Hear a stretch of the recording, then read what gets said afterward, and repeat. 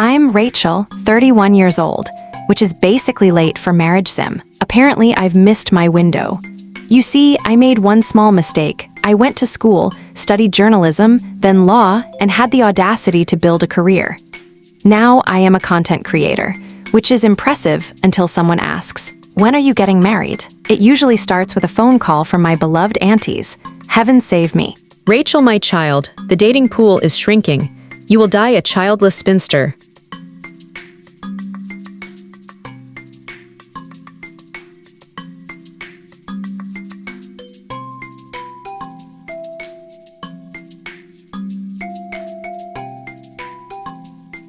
I can't seem to shake off the aunties. You are too much, and now you'll die alone.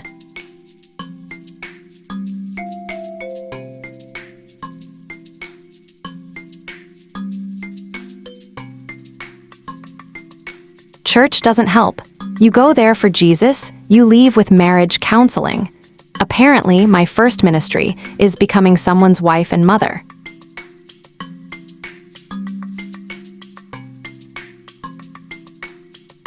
A girl can't relax at a good braai. Great music, better food. Then that drunk uncle asks you about lobola. Even my best friend has notes. Rats, you're picky.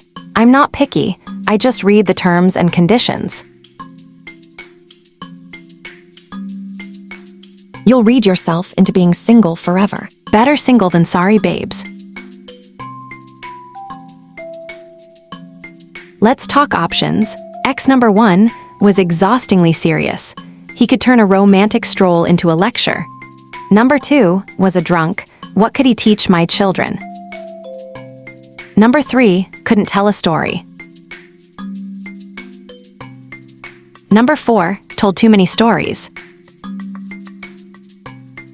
Then there's my mother. Rachel, your friends have children. At this rate, I am going to die without grandkids. When are you getting married? When I get married.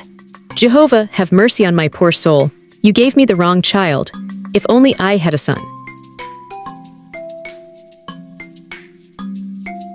I can't seem to shake off the aunties.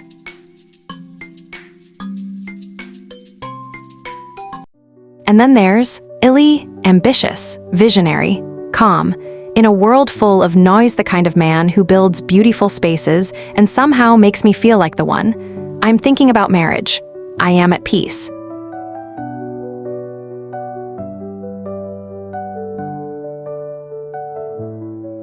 No pressure, no timelines, just laughter, ease, and quiet understanding.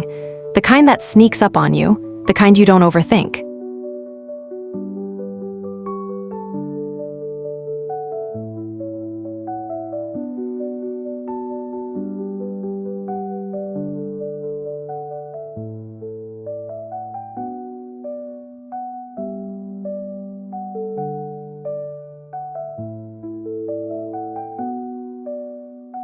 And then, Rachel, will you marry me? for the first time, I found it impossible to say no, so I said, yes.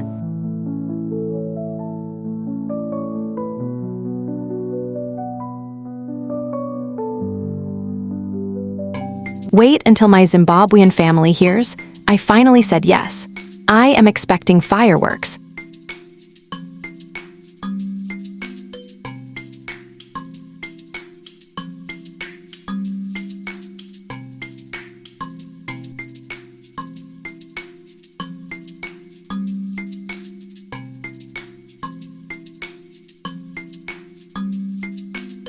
I woke up engaged like it was a normal Tuesday. No thunder, no angels, just a ring.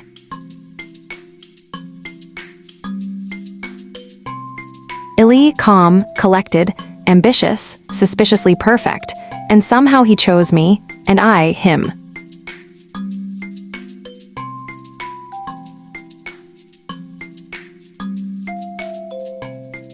Of course, I told Tabitha first, because chaos deserves a witness, and my girl came faster than lightning.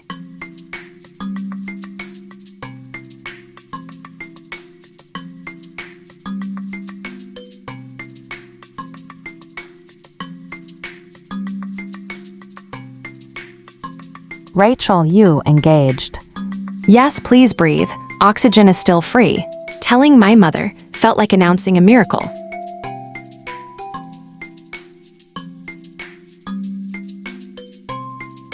Finally, this child, God has remembered me. Blessed be God Almighty. I will see my grandchildren.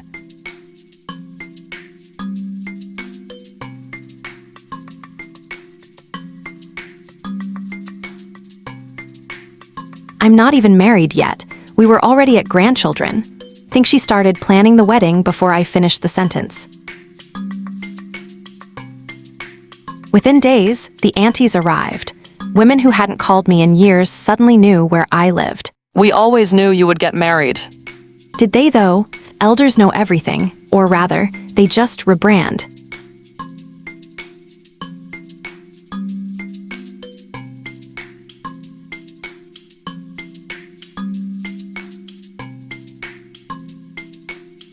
Meanwhile, Illy went to tell his family, calmly, like a normal person. I've asked Rachel to marry me. She said yes.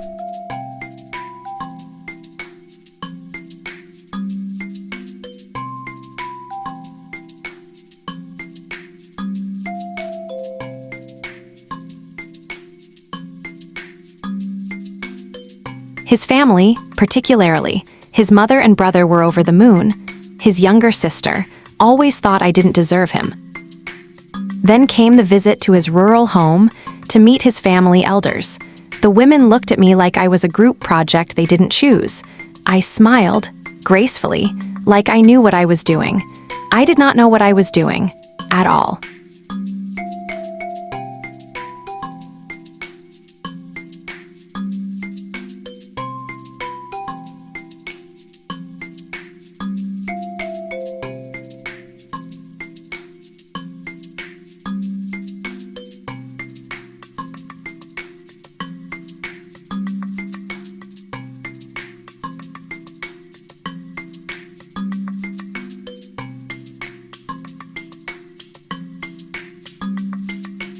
They handed me a cooking stick, a very large pot, a very hot fire, and very high expectations. I have built a media company, but this was my greatest challenge. A small pot of sadza I can handle, gathering sized pot.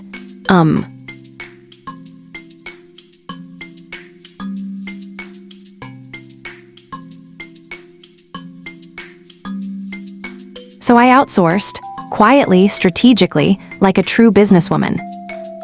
And I got help from a kind woman, with remuneration for her labor, of course.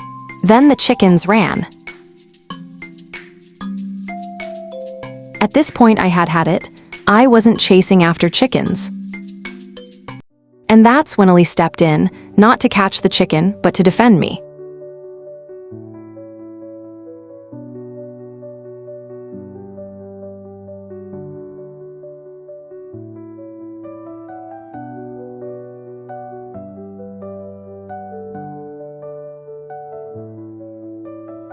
I realized something that day I always knew. I wasn't just marrying Ali, I was marrying a whole system. But he was with me till the end.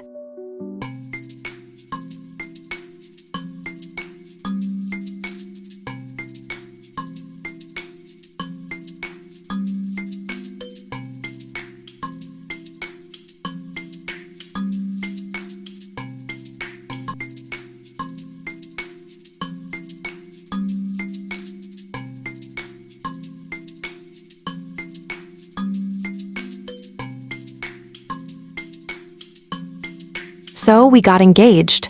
Peace lasted about 2 days. Then everyone remembered me. Family, church, people I don't even know. Suddenly, I'm very important. Not me as a person, me as a bride.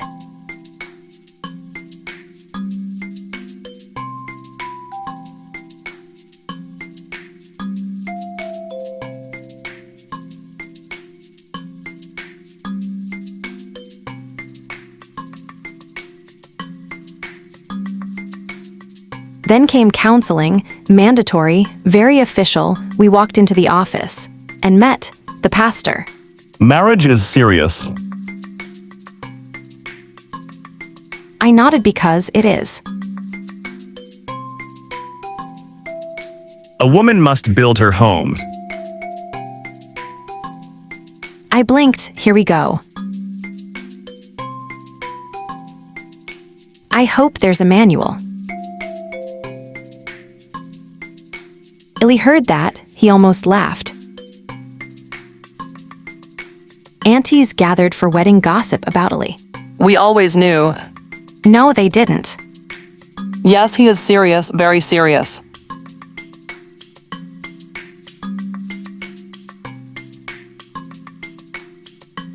You see, she was just waiting for the right man.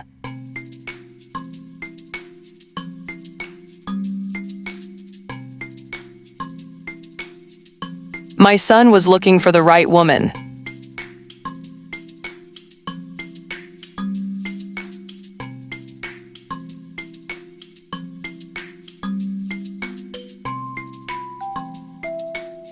My brother doesn't usually rush things, but I guess people change. With influence, of course.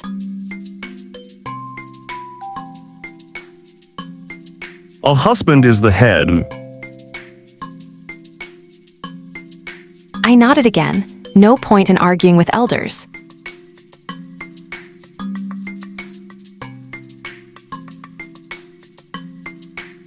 Pastor said we're ready, so I guess we're.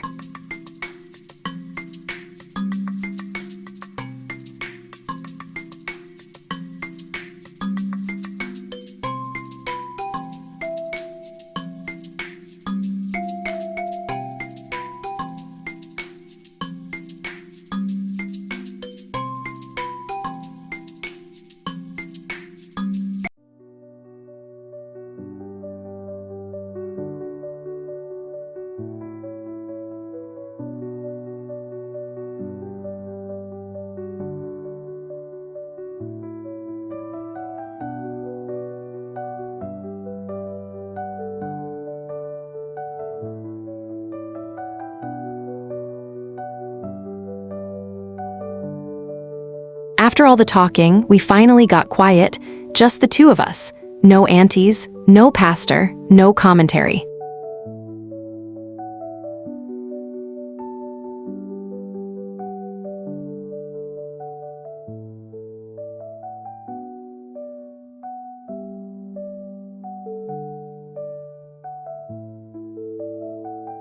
Then I got a call from Mum. She loved Illy's mother, and now they are planning their dream wedding for us. Oh yay, help me. You okay? I looked at him and laughed a little. Yeah, I think I am.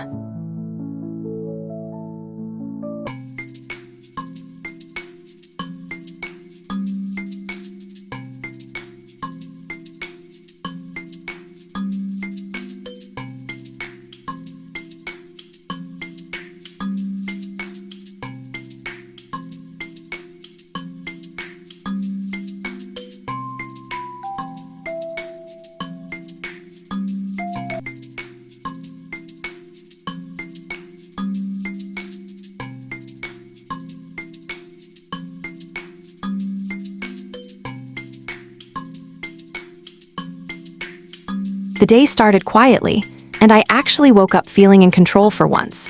I had my notes open, my laptop ready, and in my head this was going to be a simple, small wedding plan, nothing dramatic, nothing complicated, just something peaceful I could manage like a normal human being.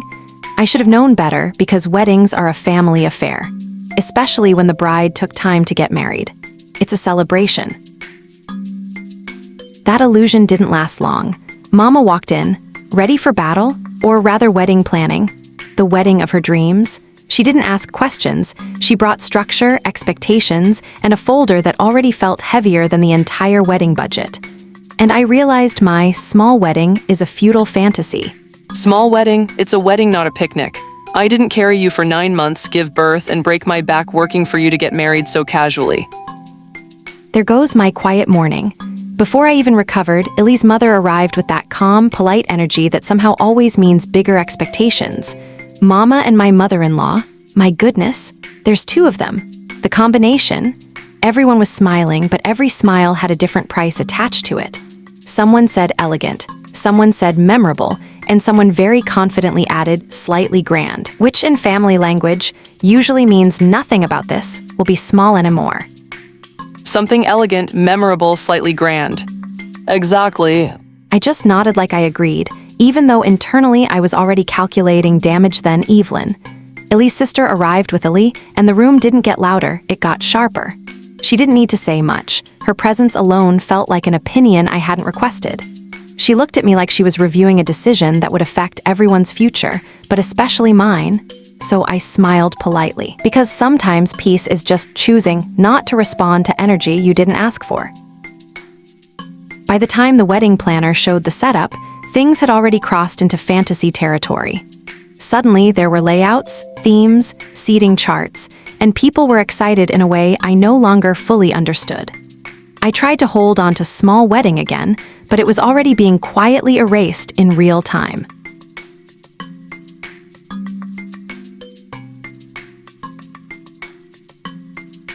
Later on, I unburdened myself to my best friend. Tabitha became my reality check. I started explaining everything, expecting sympathy. But she just laughed like she had already seen this story play out 100 times in different forms. Give her a break. She's been praying for your marriage and watching other people's daughters getting married. It's not just your wedding, it's her triumph. And honestly, that was the first accurate sentence I had heard all day.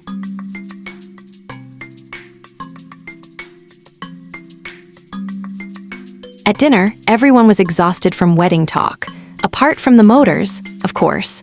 They will have their dream day, and avoiding anything that sounded like disagreement. Then my father and Ellie's father quietly placed a card on the table, their contribution, well wisely avoiding being hands-on and interrupting their wives' process.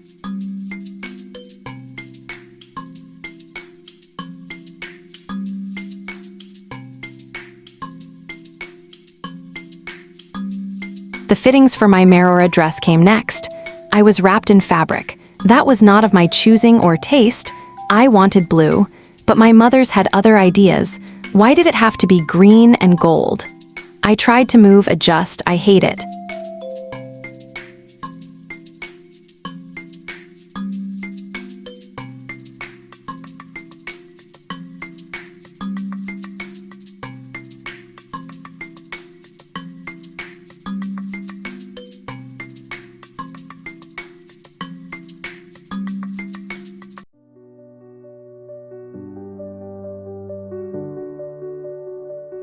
Then I stepped into the white dress, and everything changed without anyone saying it out loud. Mama cried tears of joy. For a moment, all the noise stopped, and I think that's when it hit me. This wasn't just planning anymore. It was becoming real.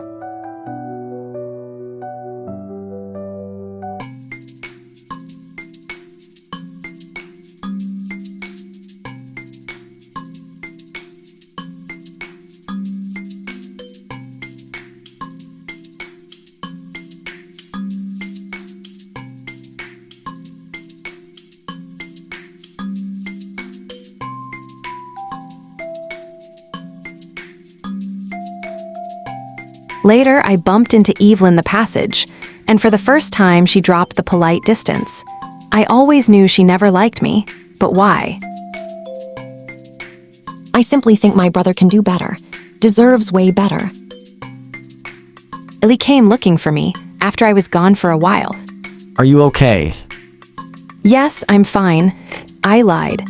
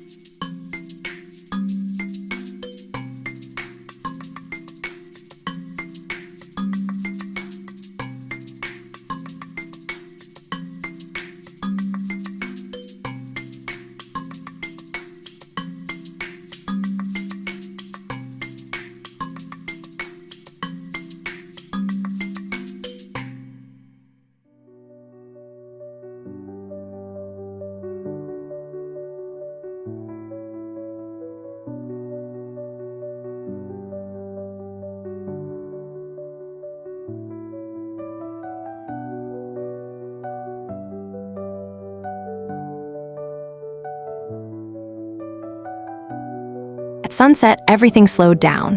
The noise faded, the argument softened, and I finally found a moment to breathe.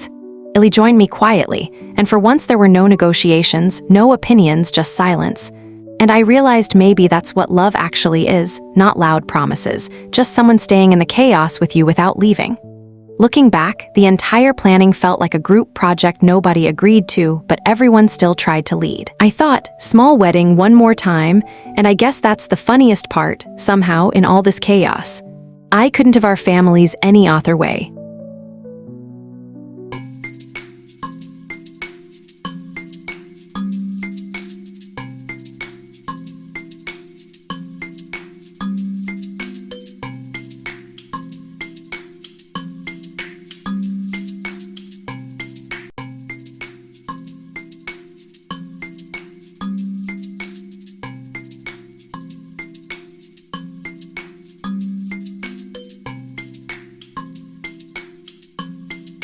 The Marora is coming up, and everything already feels alive before I even fully open my eyes.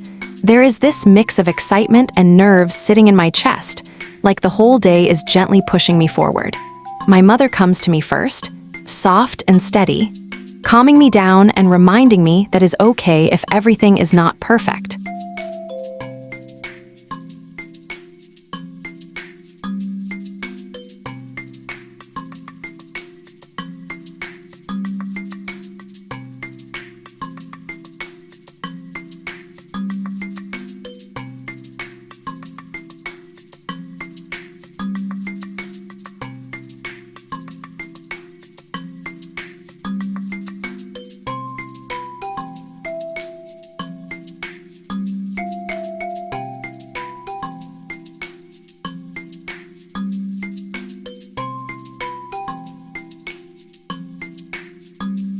I am still trying to gather myself when the final wave of preparations begins.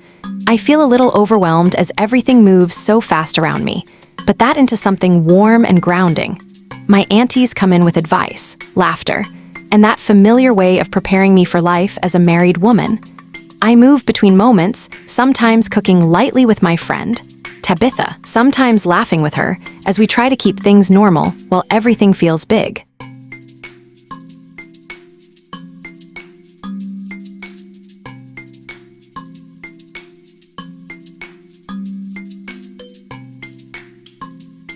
Then I go for my final Marora dress, fitting with my Marora squad. And seeing myself fully dressed for the first time makes everything feel real. Like I am stepping into my new life with joy and pride.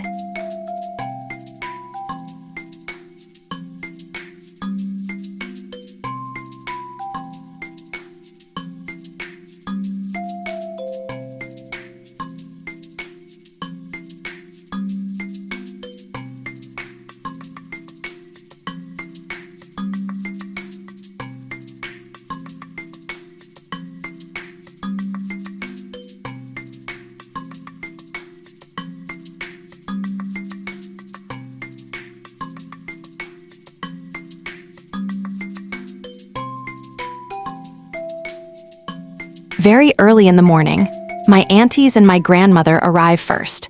Filling the house with warmth, voices, and excitement, they make everything feel real. After them, Illy's family begins to arrive. I hear the shift in the house as they come in carrying groceries and traditional items. Everything is now moving toward the moment we have all been waiting for.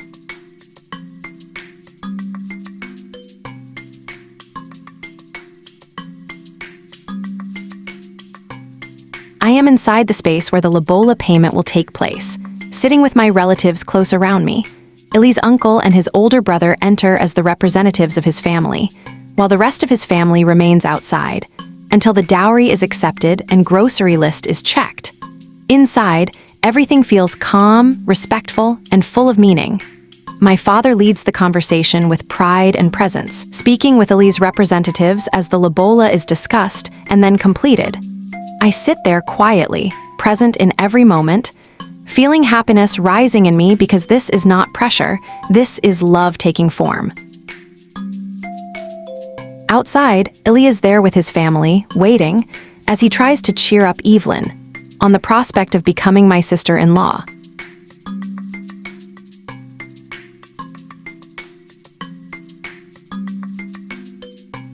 When the lobola payment is finally completed, everything changes at once. The energy in the room softens into relief and celebration, and I feel it immediately, like something important has been beautifully fulfilled. I am Ili's wife. Slowly, the separation between inside and outside begins to dissolve. Ili and the rest of his family are invited inside the house and welcomed into the family. People start moving freely, laughter returns, and the house becomes one shared space again, filled with joy and connection.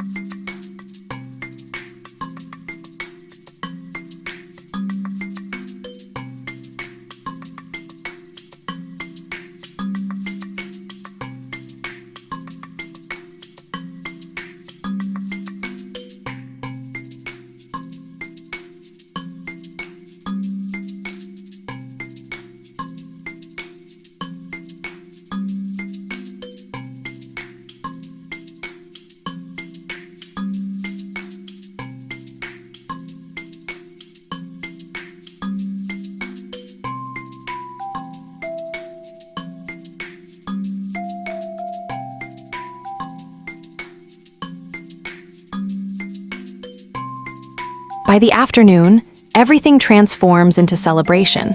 The reception and after-party begins, and suddenly I am surrounded by music, speeches, laughter, and movement everywhere.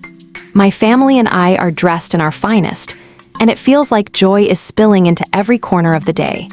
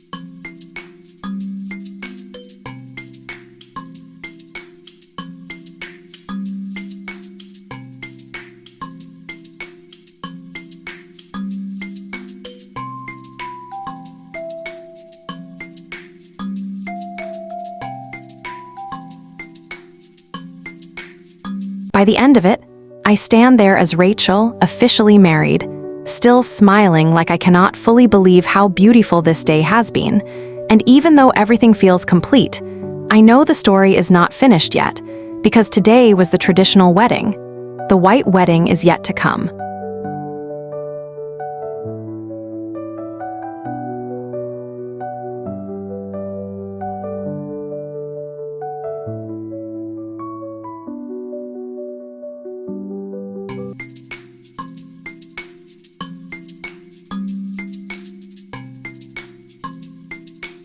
The morning of the wedding started like chaos wrapped in silk.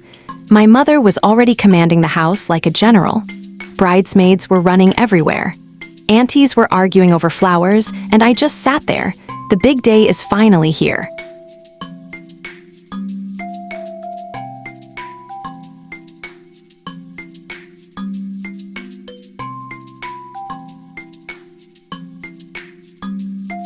Then I saw my dress. No words can describe the surreal moment.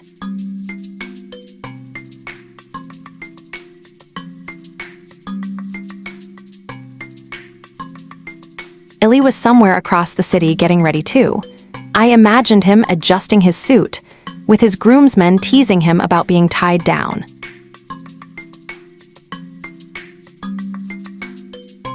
At the church, people arrived in waves, some invited, some definitely not, but that's weddings for you. Everyone comes for love and for food. My relatives were already analyzing, scrutinizing, and gossiping about everything.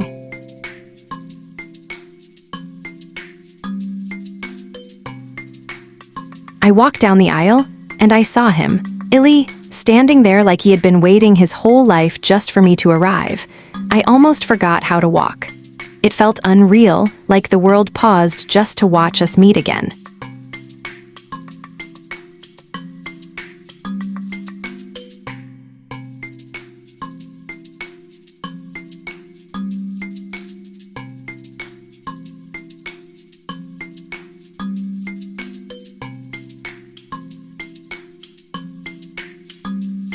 The exchange of rings and kiss happened, and suddenly the church erupted. Joy, laughter, shouting, phones everywhere.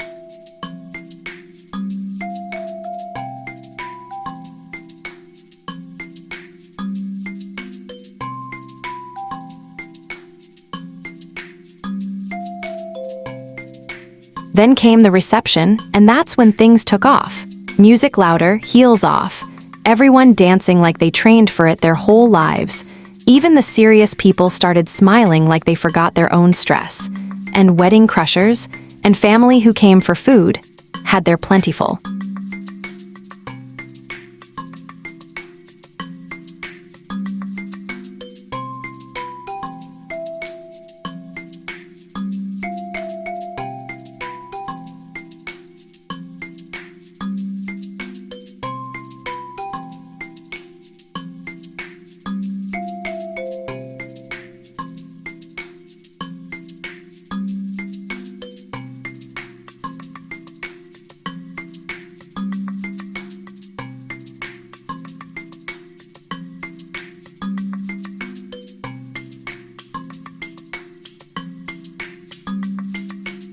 The celebration didn't slow down, it only got louder.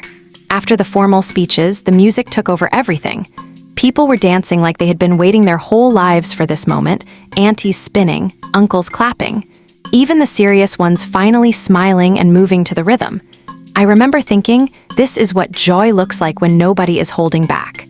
The reception lights turned golden as the sun went down, and the hotel felt like it was glowing with life. Everyone was on the dance floor at the same time, pulling each other into circles of laughter, while phones kept flashing from every direction. It didn't feel like a wedding anymore. It felt like a celebration of everyone who had ever loved.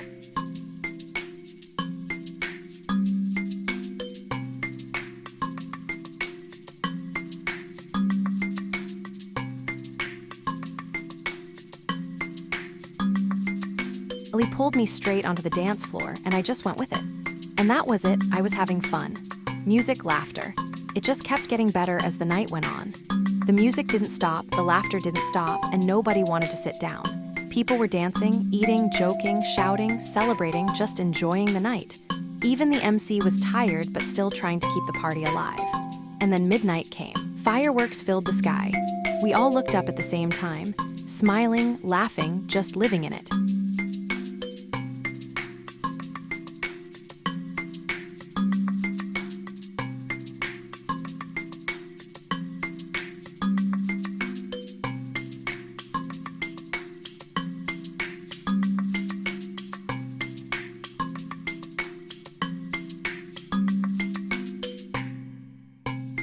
That's when people started slowly leaving, but even leaving was a ceremony of its own. Guests carried plates of food, boxes, and wrapped leftovers, laughing as they walked to their cars, saying, "We are coming back for more weddings like this." Nobody left quietly, it was still celebration. And as the last fireworks faded, I stood there holding Ali's hand, watching the final guests wave goodbye. The music was softer now, but the feeling stayed the same, full, warm, and alive, like the day refused to end completely. At the end of it all, I stood with Ali under the lights, watching everyone celebrate our beginning, and I realized something simple: love was never about perfection. It was about choosing someone who stays through the chaos and dancing with you in it.